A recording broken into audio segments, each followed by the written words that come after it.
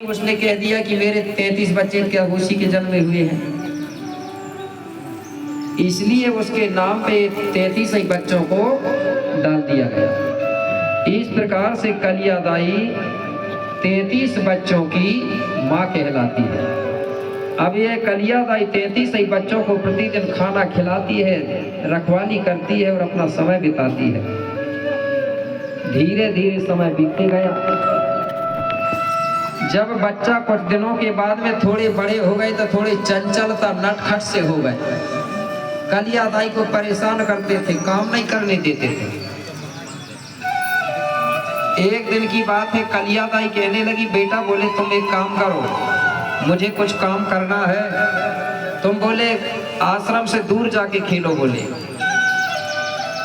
खेल के बोले शाम के समय आना। बोले बच्चे कहने लगे ठीक है। अब ये बच्चे जंगल की तरफ खेलने के लिए चले गए। वहां जाके खेलने लगे। खेलते खेलते इनको समय का याद नहीं रहा, दिन डूबने का ख्याल नहीं रहा। मेरे भाई दिन डूब गया। जैसे ही दिन डूबा तो अंधेरी हो गई। अब बच्चे वो जंगल में खेलते खेलते रास्ते भटक गए, वापिस आश्रम नहीं आ पाए। अब रात हो गई।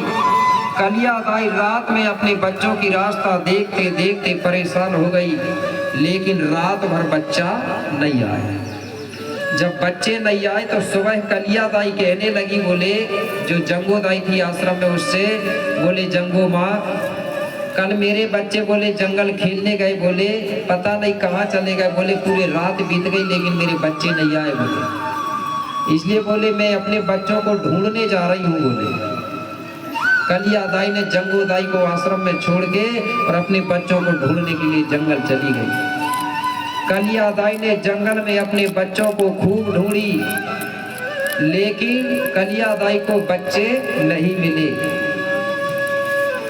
कलिया दाई ने संकल्प कर लिया कि जब तक मेरे बच्चे नहीं मिलेंगे तब तक मैं घर नहीं जाऊंगी, बच्चे मिलेंगे तभी मैं घर जाऊंगी।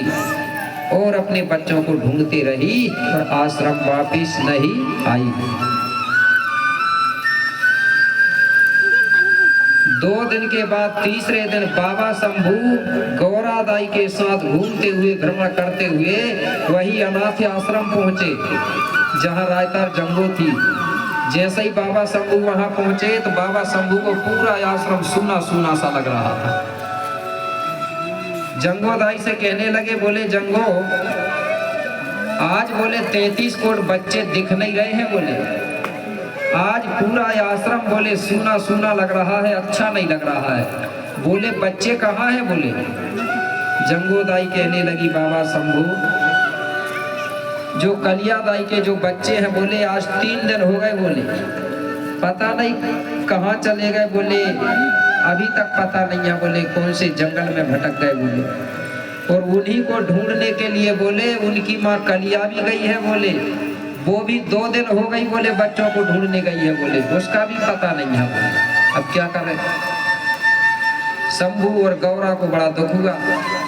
शंभू बाबा कहने लगा गौरा दाई से, बोले गौरा तुम यही जंगो दाई के साथ आश्रम में रहना, बोले मैं जाता हूँ, बोले कलिया के बच्चों को ढूंढ के लाता हूँ कहीं ना कहीं से, बोले कोई जंगल में भटक गए होंगे। बोले ठीक है। गौरा दाई को वहां छोड़ा बाबा शंभू ने और जंगल की तरफ निकल गया। जंगल में जाके बच्चों को ढूंढने लगा। बड़े मुश्किल से बाबा शंभू को 33 ही बच्चे जंगल में बैठे हुए एक साथ मिल गए। अब बाबा शंभू सोचने लगा कि चलो बोले बच्चे तो मिल गए, इनको लेके अब चलना चाहिए आश्रम। कलिया दाई को बाद में ढूंढ लेंगे, बाद में बुला लेंगे। अब बाबा शंभू 33 ही बच्चों को लेके आश्रम आया। आश्रम आने के बाद गौरा से कहा, जंगो से कहा, बोले ये बच्चे 3 दिन के भूखे प्यासे हैं, इसलिए इनके लिए जल्दी से खाना बनाओ, भोजन बनाओ और इनको खाना खिलाओ। जंगो दाई गौरा दाई ने मिलके 33 ही बच्चों के लिए भोजन बनाए। सब बच्चों को फिर भोजन खिलाए। अब बच्चों ने भोजन खा लिया और भोजन खाने के बाद क्या बोले जंगो दाई से, गौरा दाई से, बोले गौरा दाई हमारी जो कलिया माँ थी बोले वो हमको खाना खाने के बाद हम सबको बोले थोड़ा थोड़ा दूध पिलाती थी बोले, इसलिए बोले हमारी आदत बन गई है दूध पीने की, इसलिए बोले आप भी हमको थोड़ा थोड़ा दूध पिलाओ बोले। गौरा दाई कहने लगी बेटा मेरे पास दूध नहीं है, नहीं बोले हम जब तक दूध नहीं पीते हैं बोले तब तक हमारी इच्छा पूरी नहीं होती है बोले, तुम कहीं से भी लाओ बोले दूध हमारे लिए, हमको दूध चाहिए। गौरा दाई कहने लगी नहीं बेटा बोले मेरे पास दूध नहीं है बोले, मैं कहाँ से लाऊं बोले, कोई व्यवस्था ही नहीं है बोले। मेरे भाई पूरे बच्चे हट करने लगे, नहीं बोले हमको दूध चाहिए मतलब चाहिए, आप कहीं से लाओ हमको दूध चाहिए। मेरे भाई गौरा दाई को परेशान करने लगे बच्चे दूध के लिए। अब गौरा दाई ने सोची कि ये बच्चे मानेंगे नहीं, अब क्या करूं। विचार किया गौरा ने और बच्चों से बोली ठीक है बेटा बोले तुमको दूध चाहिए ना बोले, बोले हाँ माँ। तो बोले थोड़ी देर तुम यही आश्रम में रहना बोले, मैं बोले कहीं ना कहीं से तुम्हारे लिए दूध की व्यवस्था करती हूँ। बोले ठीक है जाओ। गौरा दाई आश्रम से निकली और चलते चलते नदी के किनारे पहुंची तो नदी के किनारे एक बरगद का पेड़ लगा था, उसी बरगद के पेड़ से दूध निकाली, जानते हैं ना बरगद, उसका दूध निकाली और उस दूध को लेके आई और आश्रम में जो पानी भरा हुआ था उसी पानी में उस दूध को मिला के और घोल दिया, पूरा पानी सफेद हो गया दूध जैसा। उसी सफेद पानी को ली और 33 ही बच्चों को थोड़ा थोड़ा दे दिया। बच्चों ने जैसे ही देखे तो सफेद तो दिख रहा था दूध जैसा, बड़े खुश भाई।